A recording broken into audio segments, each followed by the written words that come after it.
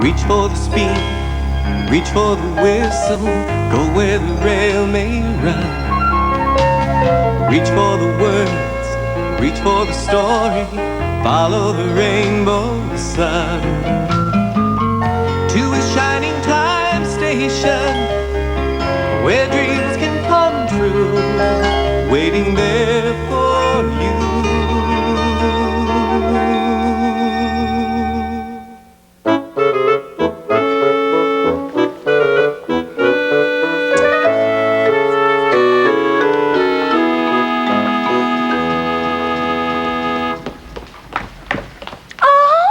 Lemonade and cookies. How much? 5 cents, miss. Oh, well, Mommy can't complain about me spending that kind of money.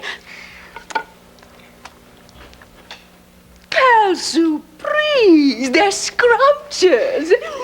Here you go. Well, I'll just have to drop in again.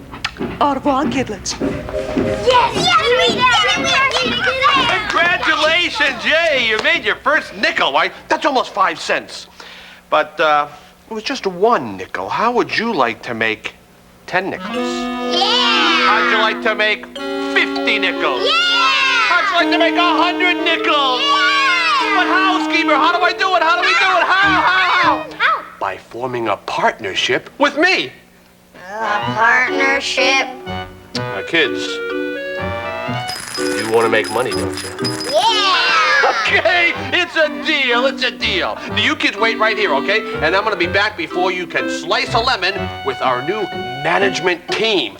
Okay, partners. Is what? Hello, everyone. Hi, Mr. Conductor. Where have you been? Oh, I'm running in the Minkfield Marathon against a tortoise. What are you doing here? Is the race over? Yeah. Oh, I left the tortoise at the starting line. He's so far behind me, I don't have anything to worry about. So I thought I'd come back here and relax for a while. Say, is that lemonade? I could use something cold to drink.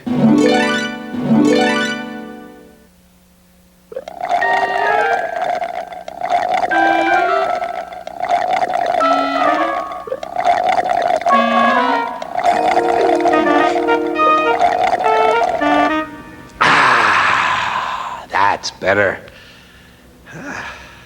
Hey, I see you've gone into business for yourselves. Well, we were in business for ourselves, but now Schemer's joined us. He said we'll make a lot of money. I don't like the sound of that. But he's our partner. Now let me see. That means he's one part and you're another part. And if one part doesn't get along with another part, then you'll have to part. And if the two parts are apart, how can I tell you apart? Oh, this partnership business is very confusing. If things keep going like this, you'll end up like Donald and Douglas in the brake van. Who are they? You don't know the two Scottish twins, Donald and Douglas? Of course you don't know Donald and Douglas, because I haven't told you about Donald and Douglas. Or was it Douglas and Donald? Do you have time to tell us a story? I mean, aren't you supposed to be running a race against the tortoise? Don't worry about him. He probably isn't even to Point Pokey yet. Now, where was I? Oh, yes. Donald and Douglas. Donald and Douglas are twins and had arrived from Scotland to help Sir Topham Hatt, but only one engine had been expected. The twins meant well, but did cause confusion. Sir Topham Hatt had given them numbers, Donald 9 and Douglas 10, but he was still planning to send one engine home.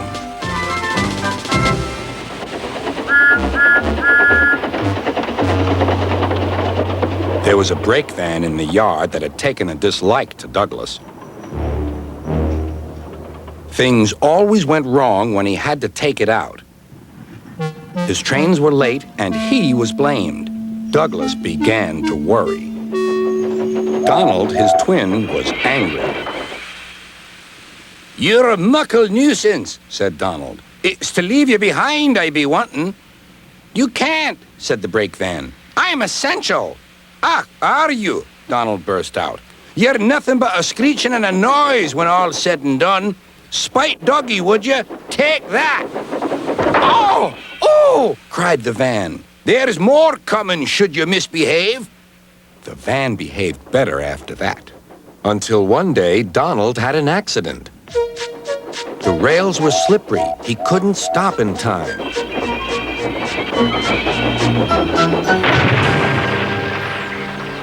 Donald wasn't hurt, but Sir Topham Hatt was most annoyed. I am disappointed, Donald. I didn't expect such clumsiness from you. I had decided to send Douglas back and keep you. I'm sorry, sir, said Donald.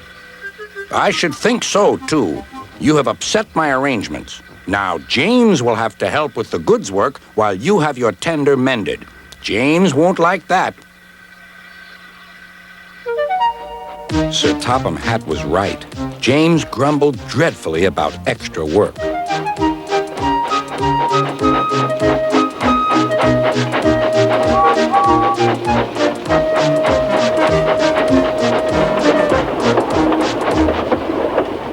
Anyone would think, said Douglas, that Donald had had his accident on purpose.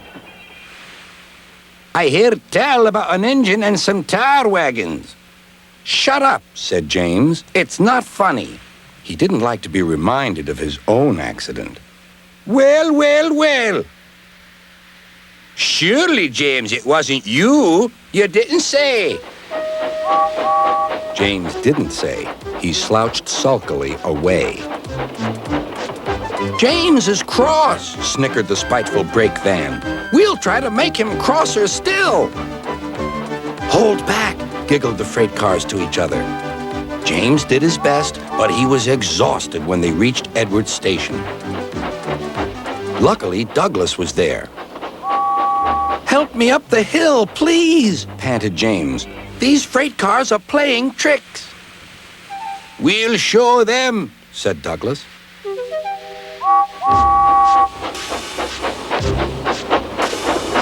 Slowly but surely, the snorting engines forced the freight cars up the hill. But James was losing steam. I can't do it! I can't do it! Leave it to me, shouted Douglas. The conductor was anxious. Go steady! The van's breaking! The van was in pieces. No one had been hurt, and soon Edward came to clear the mess. Sir Topham Hatt was on board. I might have known it would be Douglas, he said.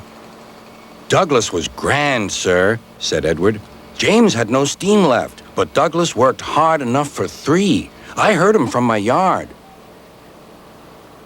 2 would have been enough, said Sir Topham Hatt. I want to be fair, Douglas, but I don't know. I really don't know.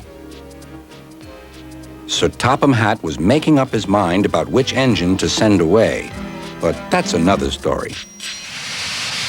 So, as Donald and Douglas learned, sometimes it's better to go about your business and not get sidetracked by the likes of a nasty brake van. Fellow partners and soon-to-be lemonniers, gather round while I introduce to you our new management team. I'm speaking of my nephew, Little Schemy!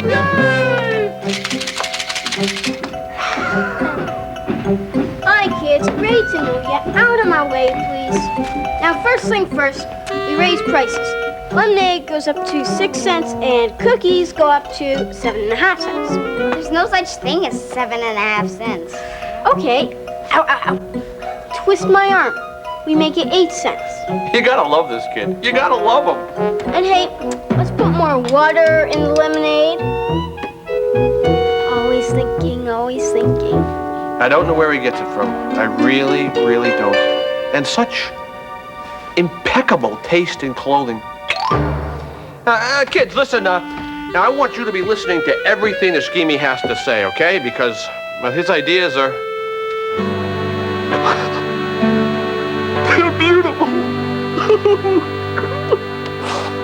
Okay, some rules for customers. Everyone, repeat after me. You touch it, you bought it. You touch it, you bought it. Oh, shop till I drop. I've simply got to have some lemonade and cookies, especially when... Oh, how tacky. You raised your prices. I'm sorry, miss, but we have a new partner. Oh, look, don't talk to me about business. All I want is one of your delicious cookies. Icky poo! Absolutely. I want my money back. Sorry, lady. You touched it. You bought it. What? But that's crazy. These cookies are disgusting. Hey, what's going on here? Uncle Schemer, this lady's mad about the way I'm cheating her. I just had a perfectly dreadful cookie. Hey, come on, lady. Those are the best cookies this side of Dilly Lick. Really? Mm-hmm. And could you swallow one? Hey, as long as it's not my pride, I can swallow anything.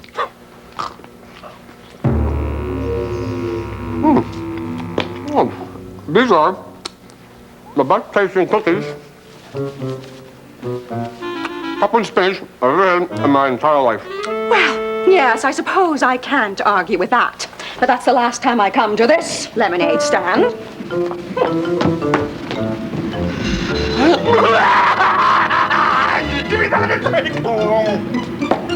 Skeeny!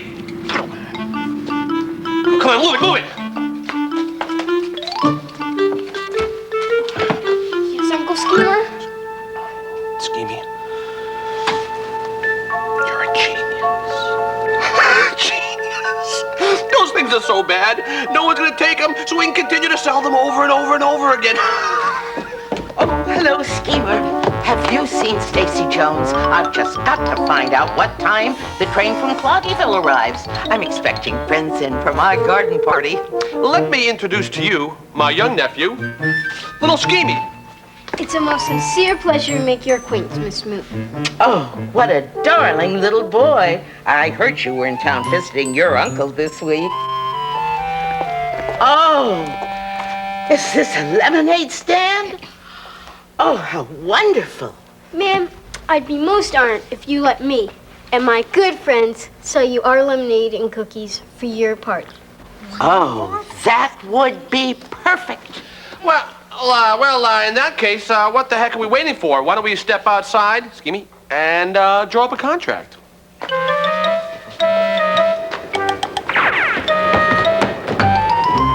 Wow!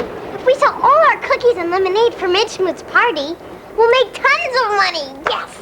Hey, Billy, did you hear what I heard? That Dan and Becky and Kara are going to cater Midge Smoot's garden party. Huh? Miss Smoot must trust you or she wouldn't want your lemonade. You should be proud of yourselves. Yeah. Well, 2, please. I don't think that's such a good idea, you see. Yeah, maybe you should wait until we make a new batch of stuff. Why, you've got plenty here. Cheers. Cheers.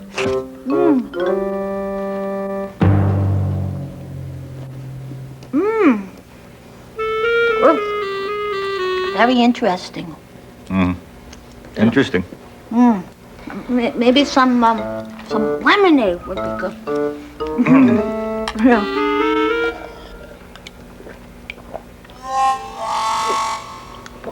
That's some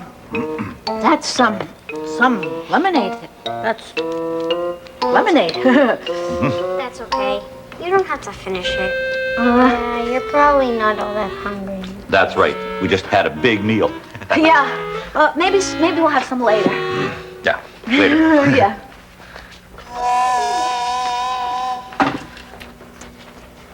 I'm not so sure what we're doing is right. Yeah, Billy and Aunt Stacy were just being nice. They think we don't know how to make good cookies or lemonade, but we do. Yeah. And we aren't, because we got too greedy. Pretty classy, eh? Lemonade Land. Bye. You are thirsty? I knew you'd love it. Schemer, there's a problem. You see, we don't like the way things are going. Well, where are things going? We don't want to be cheating people anymore. Yeah, we're not being fair. Fair? Hey, the lemonade business is never fair. Kids, it's a dog-eat-cookie world out there. But, well, if that's the way you feel about it, all right. I accept your resignations. What? Yes, you're absolutely correct. If you're not happy here, bang, you should quit. But we're not. But there are no buts. There's no buts. The nickel stops here, kids. The nickel stops here. And, well, just to show you that there's no hard feelings from me and Schemy, here. I want you kids to have the last of the lemons. Like we would ever use them anyway. It saddens us, but, well, that is the way the lemon squirts. All we wanted was a lemonade stand so we could earn some extra money. And when we told Schemer and Schemy to make real lemonade and good-tasting cookies, they took away our stand. Yeah, they tricked us. Sounds like you tricked yourself. Besides, the way I see it, Schemer did you all a favor. They took away our stand. What kind of a favor is that? But if you had it back, would you water down the lemonade and put pepper in the cookies? No. Well then, see, Schemer and Schemy showed you the wrong way to run a lemonade stand. The next time round, you'll do it the right way. How can there be a next time? They've got everything. Well, not everything. I still see some lemons out there. But Schemer and Schemy are already making lemonade. Well, there's more to making things with lemons than just lemonade. Like what? Well, like, let's be creative. You know, without being pie in the sky, of course. What do you mean? Pie! That's how we can make lemon pie. What a great idea. Why didn't I think of that? Or lemon tarts. And cookies. Yeah. This time we're going to do it our way, the right way. The first job Tex and me had was inside a radio in a bank. Always had to play, Brother, Can You Spare a Dime? Well, that's why the best place to work is a train station. Because you get to play songs like... Erie Canal. Let's hit it.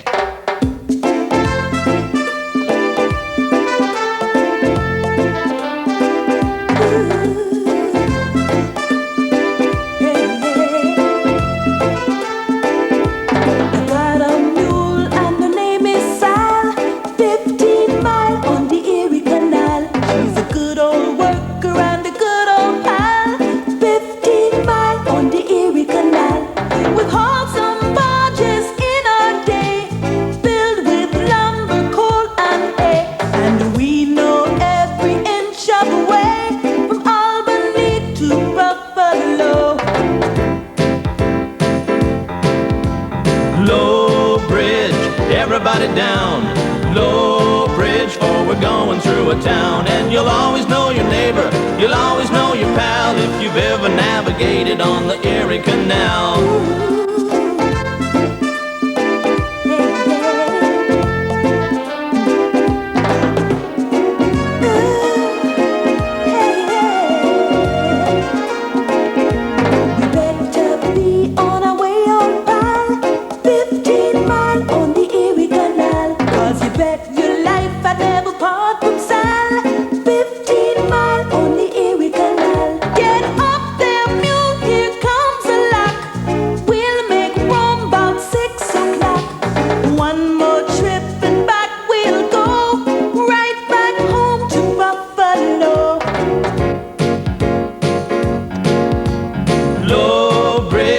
Everybody down, low bridge, for we're going through a town. And you'll always know your neighbor, you'll always know your pal, if you've ever navigated on the Erie Canal. Everything but lemonade. Well, that's original, I must say. We thought of it. Everyone is pulling together, I see. Splendid. Now I just have to figure out how to tie this knot. So, Mr. Conductor, who won the race? The race? Oh, yes, the race. Well, it was close. It was so close that we both won. You and the tortoise both won? Yes. His coach, who kept cheering him on, said it was a tie. And speaking of ties and pulling together, I have to say the engines on the island of Sodor have really pulled together. There! I've got it! Why? What have they done? Let me try one of your lemon pies and I'll explain.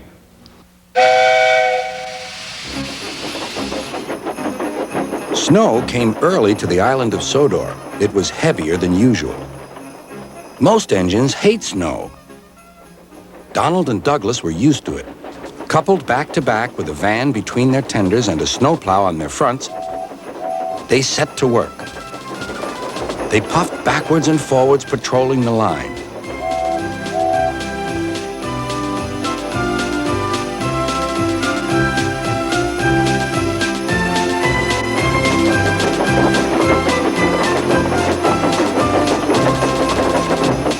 Generally, the snow slipped away easily, but sometimes they found deeper drifts. Presently, they came to a drift which was larger than most. They charged it and were just backing for another try when... Help! Help! Lord sakes, Donald! It's Henry! Don't worry yourself, Henry. Wait a while. We'll have you out. Henry was very grateful. He saw all was not well. The twins were looking glum. They told him Sir Topham Hatt was making a decision. He'll send us away for sure. It's a shame, said Percy. A lot of nonsense about a broken signal box, grumbled Gordon. That spiteful brake van, too, put in James. Good riddance, that's what I say. The twins were splendid in the snow, added Henry. It isn't fair. They all agreed that something must be done, but none knew what. Percy decided to talk to Edward about it. What you need, said Edward, is a deputation. He explained what that was. Percy ran back quickly. Edward says we need a depot station. Of course, said Gordon. The question is... What is a desperation? Asked Henry. It's when engines tell Sir Topham Hatt something's wrong, said Percy. Did you say tell Sir Topham Hatt? Asked Duck thoughtfully. There was a long silence.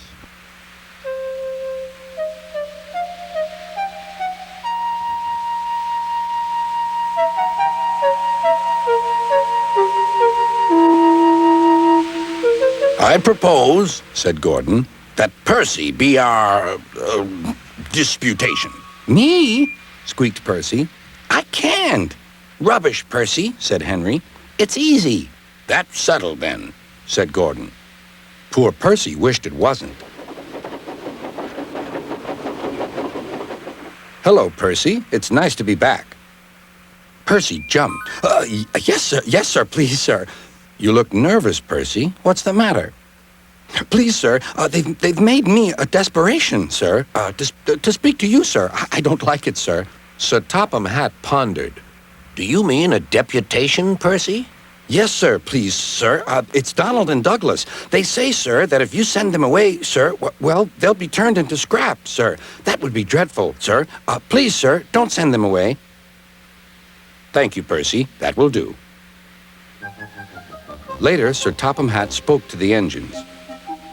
I had a deputation. I understand your feelings, and I've given a lot of thought to the matter. He paused impressively. Donald and Douglas, I hear that your work in the snow was good. You shall have a new coat of paint. The twins were surprised. Thank ye, sir. But your names will be painted on you. We'll have no more mistakes. Thank ye, sir. Does this mean that the both of us? Sir Topham Hatt smiled. It means... But the rest of his speech was drowned in a delighted chorus of cheers and whistles. The twins were here to stay.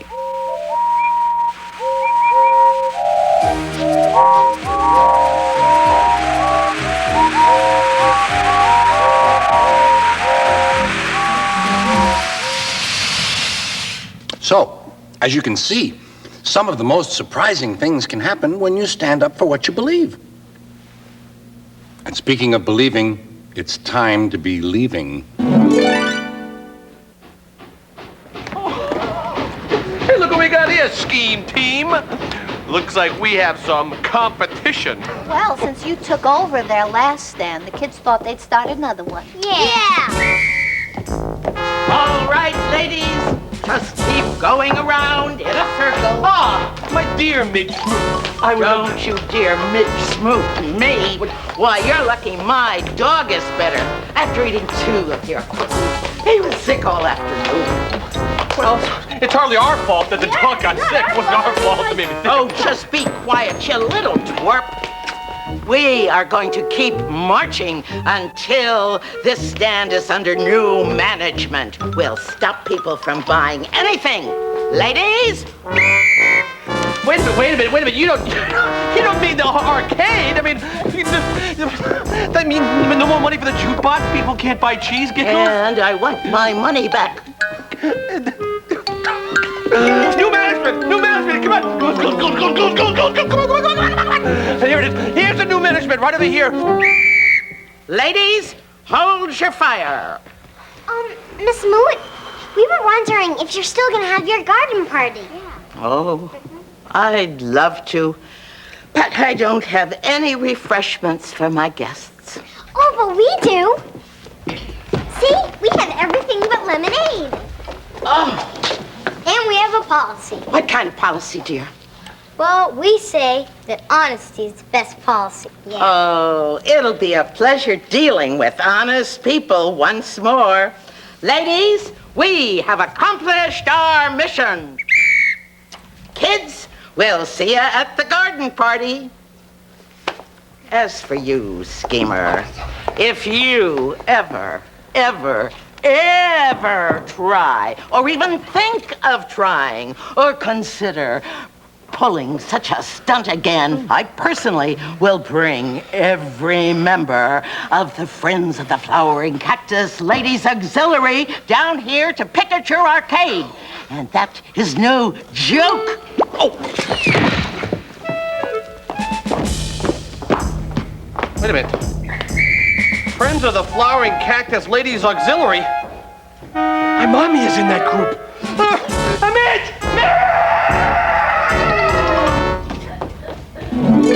Did I hear someone say something about honesty being the best policy? Gee, Mr. Conductor, whenever we did the right thing, everything worked out. Of course, because when you're honest, things have a way of rolling along nicely. Speaking of rolling... Mr. Conductor, look out!